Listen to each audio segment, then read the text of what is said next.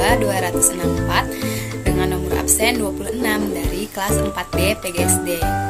Adapun materi yang saya akan bahas kali ini adalah materi dari kelas 5 tema 8 subtema 1 pembelajaran 2 dengan muatan IPA.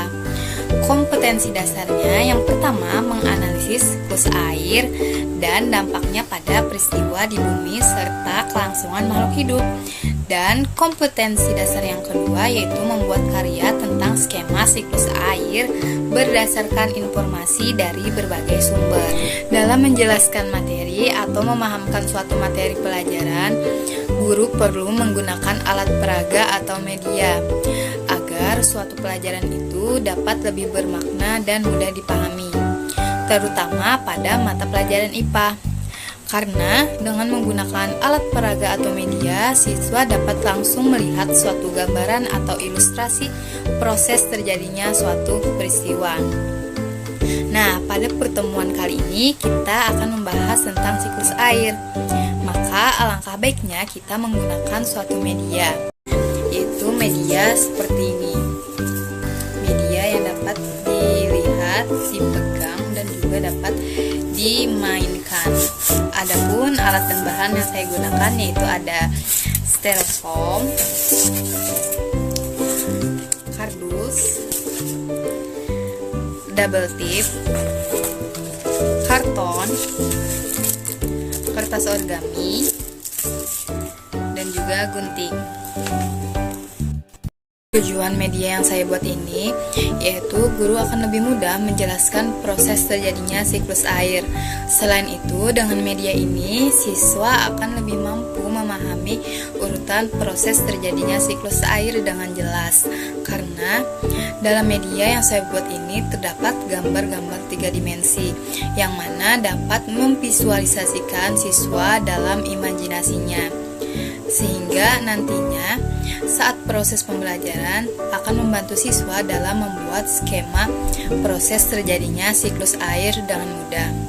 Selain itu, media ini dapat dijadikan permainan karena bisa diputar-putar sesuai dengan prosesnya. Selain itu, media ini mempunyai manfaat yang mana dapat memunculkan 6 kecerdasan. Nah, apa saja sih kecerdasan yang muncul dalam media tersebut? Yang pertama, dapat memunculkan kecerdasan linguistik. Siswa dapat menjelaskan menggunakan bahasa yang benar bagaimana proses terjadinya siklus air. Yang kedua, dapat memunculkan kecerdasan logika matematika. Kecerdasan ini muncul ketika siswa mampu memposisikan bilik sesuai dengan proses terjadinya siklus air. Yang ketiga, mampu memunculkan kecerdasan visual spasial karena adanya gambar 3 dimensi pada media tersebut. Yang keempat, dapat memunculkan kecerdasan interpersonal di mana siswa nantinya mampu berkomunikasi dalam menjelaskan proses terjadinya siklus air. Yang kelima, dapat memunculkan kecerdasan intrapersonal karena siswa nantinya mampu menentukan di mana proses terjadinya evaporasi, kondensasi, dan lain-lain. Yang terakhir, dapat memunculkan kecerdasan kinestetik. Kecerdasan ini muncul ketika siswa mampu menggerak-gerakkan media siklus air tersebut. Manusia selalu membutuhkan air dalam kehidupan sehari-hari.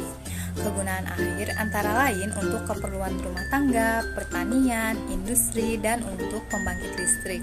Begitu besarnya kebutuhan manusia akan air, kita mestinya bersyukur kepada Tuhan pencipta alam ini karena air senantiasa tersedia di bumi. Nah, teman-teman, ada yang tahu nggak mengapa air itu selalu tersedia di bumi? Nah, jadi mengapa air selalu tersedia di bumi? Karena air mengalami siklus.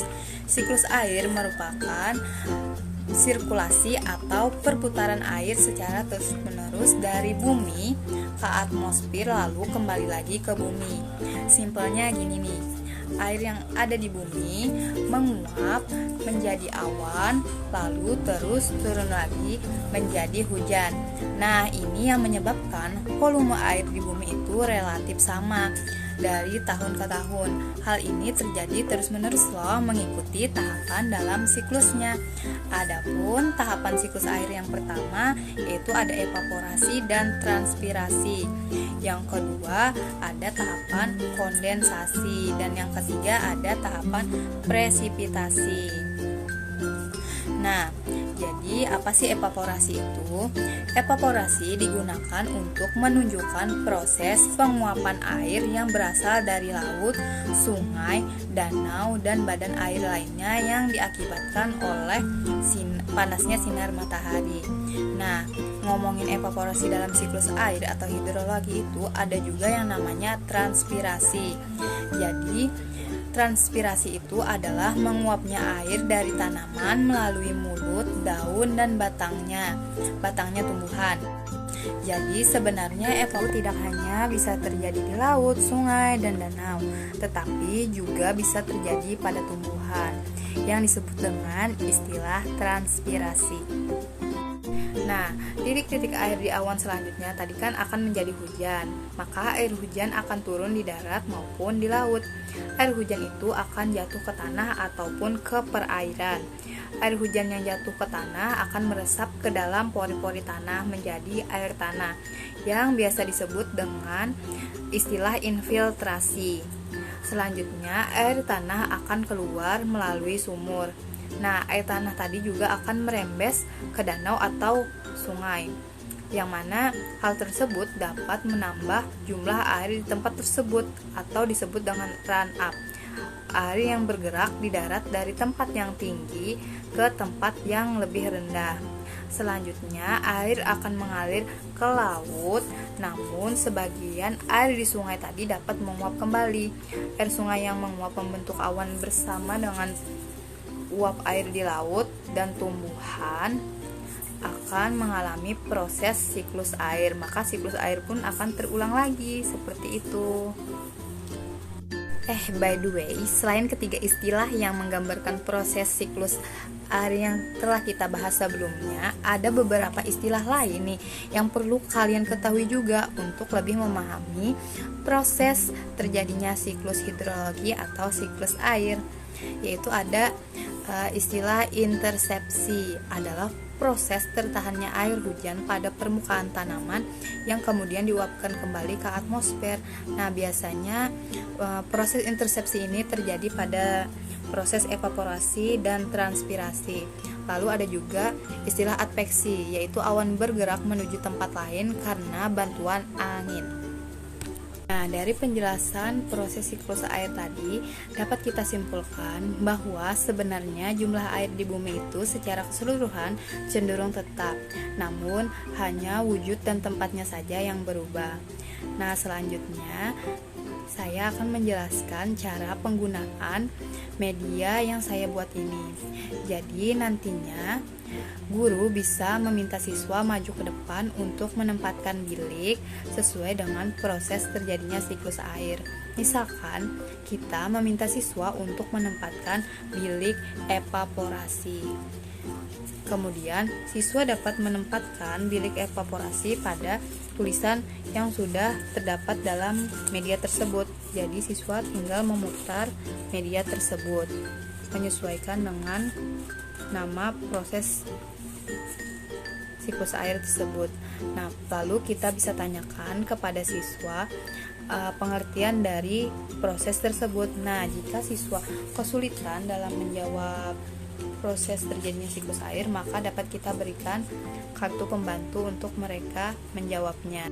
Itulah tadi pemaparan saya mengenai alat peraga yang saya buat. Semoga dapat bermanfaat dan menjadi referensi kalian dalam membuat media pembelajaran. Cukup sekian, terima kasih. Wassalamualaikum warahmatullahi wabarakatuh.